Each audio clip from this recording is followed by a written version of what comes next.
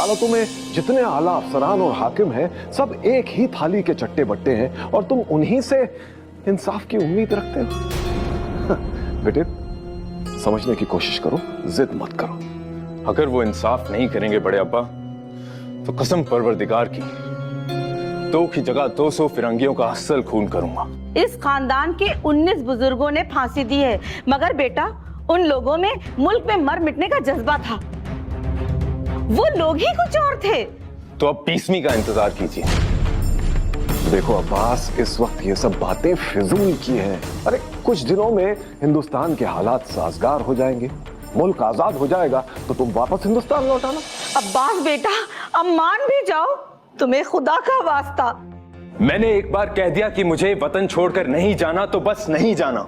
ओफो अब्बास, जाना तो होगा।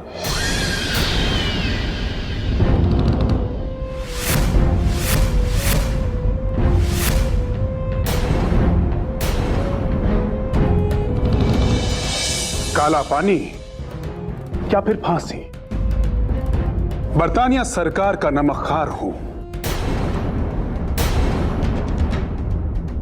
उन्हीं का वफादार, यानी वगैरह वगैरह।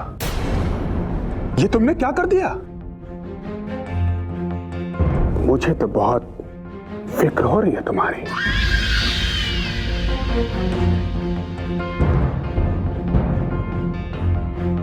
बड़ी अम्मा, आदाब।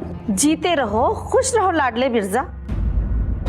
अल्लाह रखे मुसीबत के इस आलम में भी तुम्हारी वफादारी में कोई फर्क नहीं आया। वो क्या है बड़ी अम्मा? ये तो अंग्रेजों की तहजीब है। इतने सालों से बरतानिया सरकार की मुलाजमत कर रहा हूं, कुछ तो असर आएगा ही। Decathlon, 60+ sports, 6,000+ products. और फिर अब तो आदत सी हो गई है, बगैर सूट बूट पहने और कपड़ों पे इतर लगाए घर से बाहर निकलने की हिम्मत नहीं होती।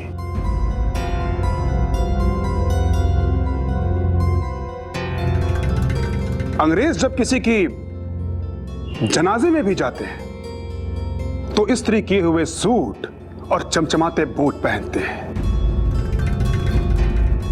ये बात और है कि उनके दिलों में चाहे कितनी ही सिलवटें क्यों ना हो, लेकिन उनके चेहरे पर एक भी सिलवट नहीं दिखाई देती। अब्बास, जब से तुम्हारी बहन को मालूम पड़ा है कि तुमने एक नहीं बल्कि 2 फिरंगियों का कत्ल कर दिया है, उसकी आंखों से तो आंसू थमने का नाम नहीं लेते।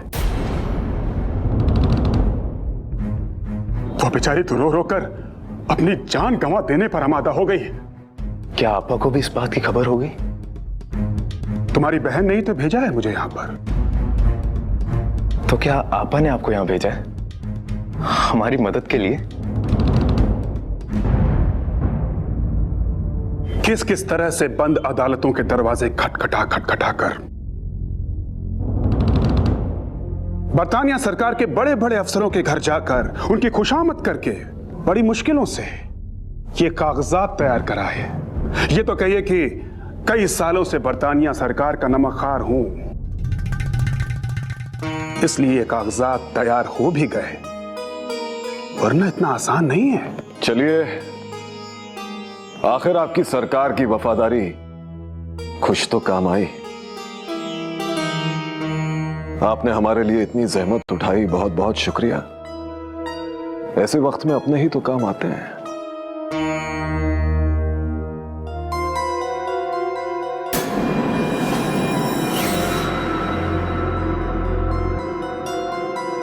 ये तो हमारे मकान के कागजात हैं।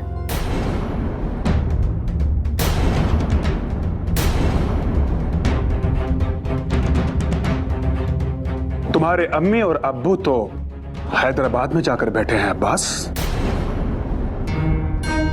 अब तुम भी चले जाओगे, फिर तुम्हारे ससुराल वाले तुम्हारी बहन और तुम्हारे बहनोई को धक्के मार के घर से बाहर निकाल देंगे। यही सब बातें सोच सोच कर तुम्हारी बहन सुबह से आंसू बहाए जा रही है। लाडले भाई, आप ये क्या कह रहे हैं? मेरी तो कुछ समझ में नहीं आ रहा। मैं कहीं नहीं जा रहा और ना ही कहीं जाने का इरादा है। मैंने कहा ना, जाना तो तुम्हें होगा। कहीं ना कहीं तो तुम जाओगे बस। आपने ऐसा क्यों किया? सोचने में ज्यादा वक्त जाया मत करो अब्बास। इन कागजात पर दस्तखत कर दो। कम से कम अपनी बहन की आंसुओं का कुछ तो ख्याल करो। तुम नहीं रहोगे तो तुम्हारी निशानी उसके पास रहेगी।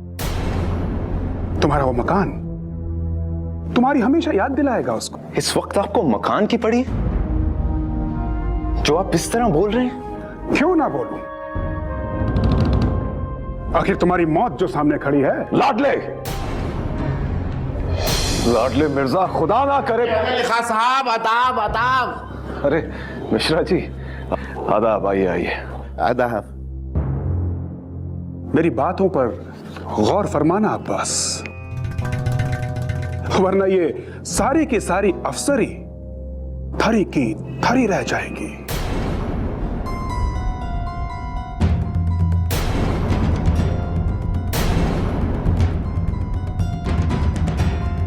आदाब चाचा। आदाब। अरे अब्बास मियां, जरा जल्दी करो। क्या बात है? कोई नई मुसीबत आन पड़ी है?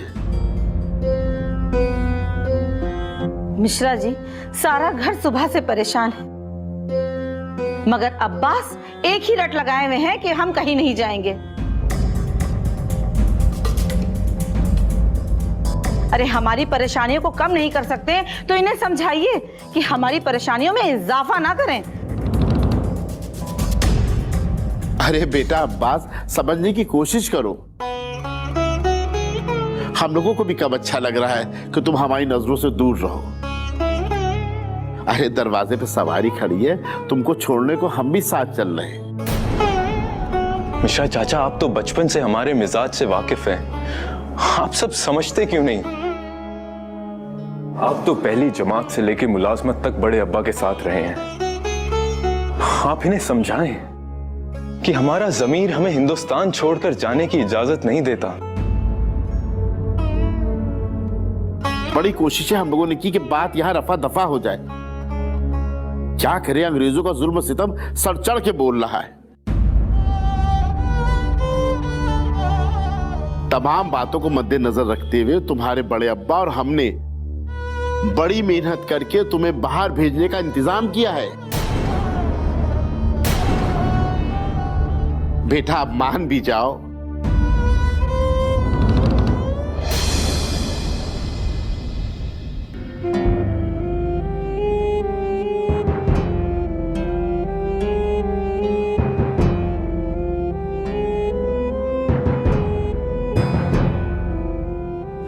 आबिद, अब हमने तुम्हें खुदा के सुपुर्द किया।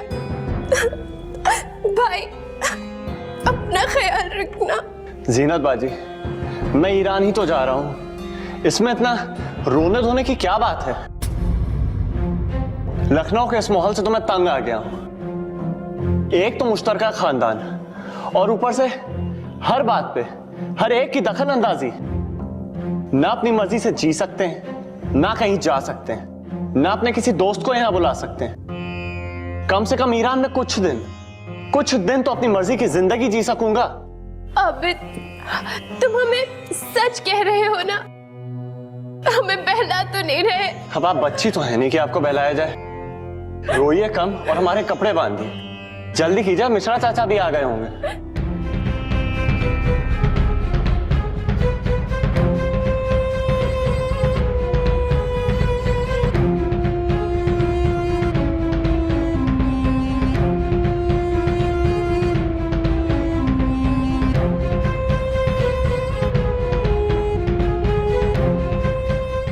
उलझन इस बात की है कि अब्बास जब तक हमारे भतीजे थे, हम उन्हें किसी भी तरह अपने काबू में रख सकते थे, उन्हें डांट सकते थे, डपट सकते थे।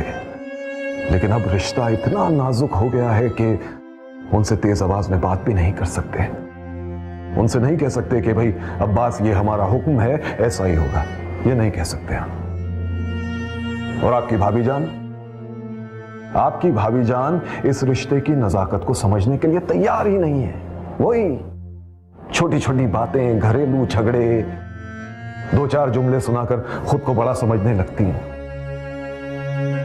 हमने उनसे 1000 बार कहा कि देखिए, अब्बास अब सिर्फ हमारे भतीजे नहीं रहे बल्कि इस घर के दामाद भी हैं। पुराने रिश्तों को भूल जाइए और नए रिश्तों के डोर को और मजबूत कीजिए। लेकिन नहीं, उन्होंने तो जैसे हमारी बात से इत्तेफाक न रखने की कसम खा ली है। ये वक्त शिकवे गिले का नहीं, सोच समझ के अच्छा फैसला करने का है। और एक दूसरे पे इल्जाम लगाना बिल्कुल मुनासिब नहीं है। वही तो मिश्रा, ये लोग मेरी बात समझ क्यों नहीं रहे हैं? सब के सब खुद मुख्तार और मालिक हो गए हैं। डिप्टी साहब, इतना बड़ा हादसा हुआ है, एक बार उसको आप देखिए, सब के सब मजबूर, लाचार, बेचारे नजर आएंगे। भाभी साहब का भी कहना दुरुस्त है और अब बात भी सही कह रहा है कि जो उसने कत्ल किया ही नहीं, उसकी सजा वो क्यों भुगते और हिंदुस्तान छोड़ के इतनी दूर क्यों जाए? भाई साहब, अब्बास के साथ साथ हमें नरगिस के बारे में भी सोचना चाहिए। कितनी हंसती बोलती लड़की थी, एकदम खामोश हो गई जब से अब्बास पर ये झूठा इल्जाम लगा है। ना कुछ खाती है, ना कुछ पीती है और ना ही चैन से रातों को सो पाती है। बस एक ही बात की रट लगाए है कि चच्ची बताइए, बस तो जाएंगे ना मेरे अब्बास कत्ल के इस झूठे इल्जाम से? दूसरों को खुशियां बांटने वाली लड़की आज खुद उसकी झोली खुशियों से खाली है। 4 दिन की खुशियां और इतना बड़ा गम। तो भाभी जान, अब आप ही बताइए कि हम क्या करें? डिप्टी, मेरे ख्याल में बेहतर यह होगा कि अब्बास और आबिद कुछ दिनों के लिए हमारे गांव चले जाएं। उनके पास सोचने समझने के लिए मौका भी होगा और वक्त भी। उसके बाद वो खुद फैसला कर लेंगे कि उन्हें क्या करना है। ये बात बिल्कुल ठीक है। मैं खुद बच्चों के साथ चली जाऊंगी और मैं अब्बास को समझाऊंगी। मुझे लगता है वो मेरी बात जरूर समझ जाएगा। अभी वक्ती गुस्सा है, जब ठंडा हो जाएगा तो अक्ल खुद ब खुद काम करने लगेगी। भाभी जान, हम तो खुद ये चाहते हैं कि कम से कम आप अब्बास को समझाने की कोशिश करें। आपकी भाभी जान तो उसे समझाने से रही। हमारी भी यही कोशिश है कि अब्बास का बाल भी बिका ना होने पाए।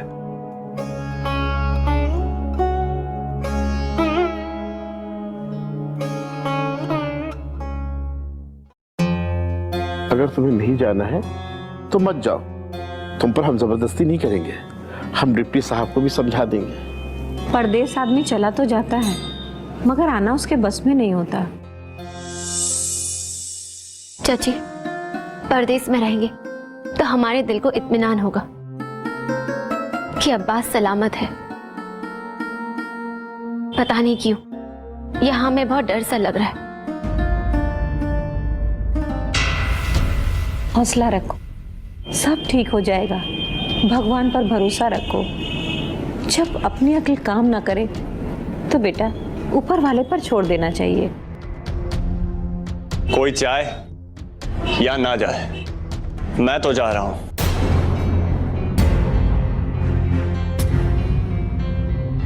मुझ में इतनी हिम्मत कहां कि अपने बुजुर्गों के फैसले को मना कर सकूं।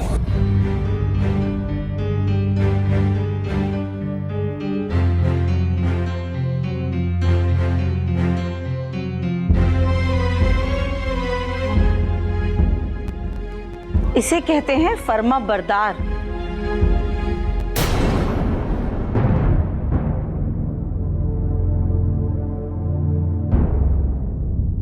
घसीटी, क्या बातें हो रही हैं उधर? जरा मुझे भी तो बता।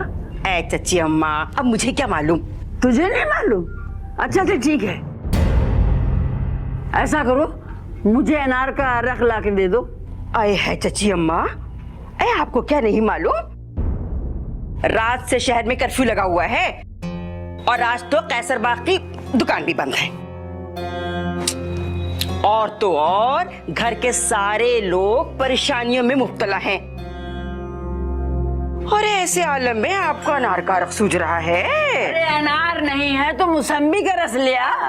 चौक की मंडी भी बंद है, फल की सारी दुकानें बंद हैं। आज न जाने किसका मुंह देखकर उठी थी। सुबह से न तो खाने को मिला और न लूडो खेलने।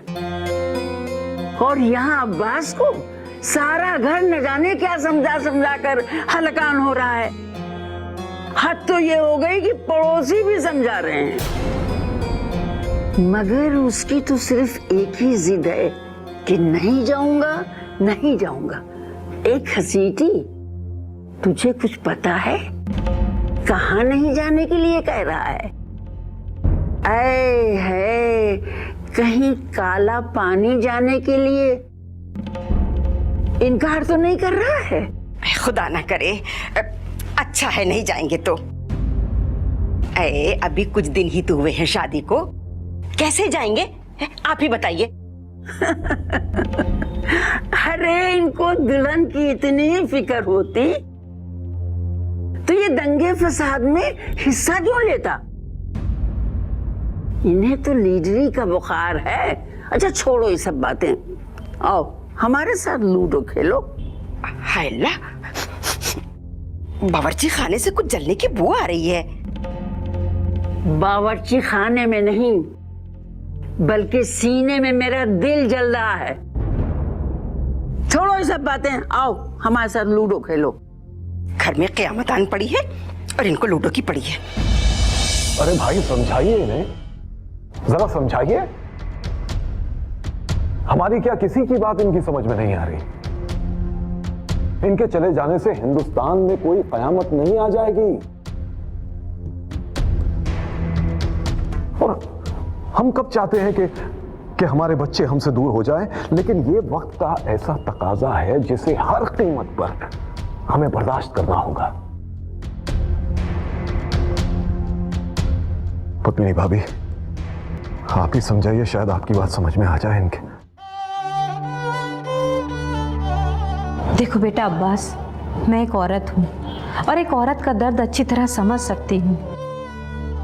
एक लड़की जब अपने बाप के घर में होश संभालती है तो वो लोग शुरू से ही उसके मन में एक बात बिठा देते हैं कि उसके पति का घर ही उसका अपना घर होता है।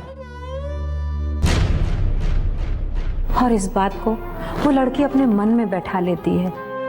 इसी तरह नरगिस भी कितने अरमान लेकर तुम्हारे घर में आई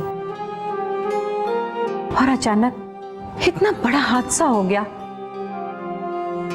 अब बताओ क्या होगा उसके अरमानों का? चाची, हम तो दिन रात यही सोचते हैं कि हम अपने दिल की बात किसे बताएं।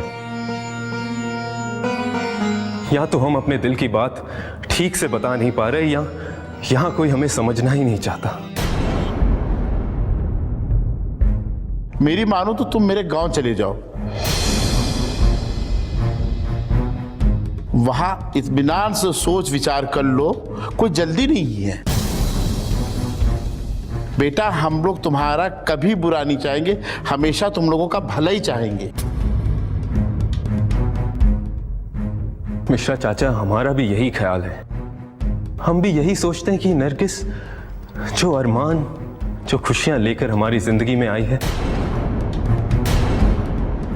हम उससे कई ज्यादा खुशियां उन्हें दें।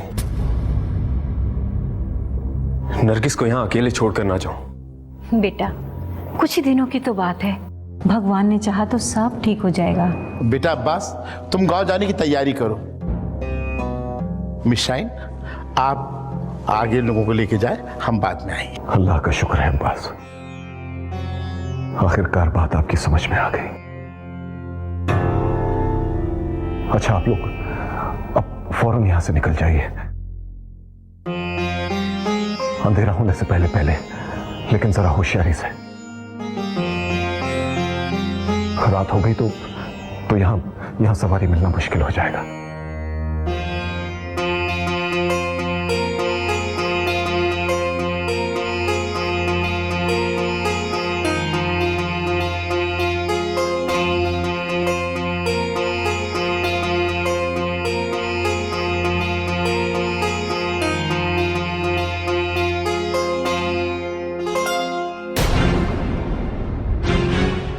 अब्बास और आबिद दोनों किधर आए?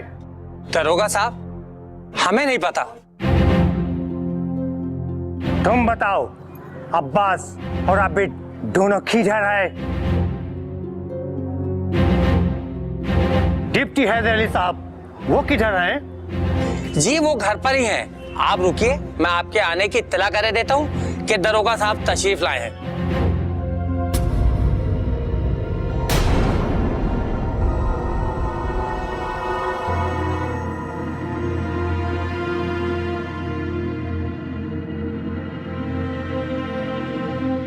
आप लोगों को डिप्टी साहब ने अंदर बुलाया है।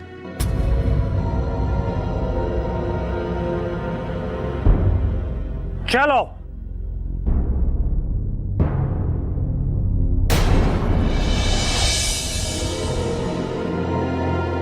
आपने यहां आने की जहमत की, सब खैरियत तो है? तुम्हारा सन एंड तुम्हारा सन इन लॉ दोनों का अरेस्ट वारंट है मेरे पास।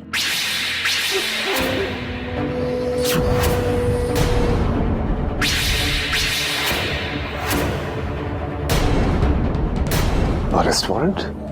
यस, दोनों किधर है? अब मैं तो उनके बारे में नहीं जानता। हमारे पास तुम्हारे घर का सर्च ऑर्डर है। क्या?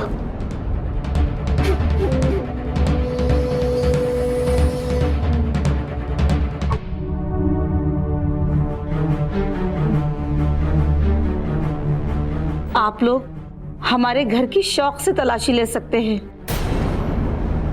हम सरकारी कानून का एहतराम करते हैं। Okay, I believe you deputy sir. आपका रिकॉर्ड ब्रिटिश गवर्नमेंट में बहुत अच्छा है। हम उम्मीद करते हैं कि आगे भी अच्छा रहेगा। Good day mister Haider Ali Khan.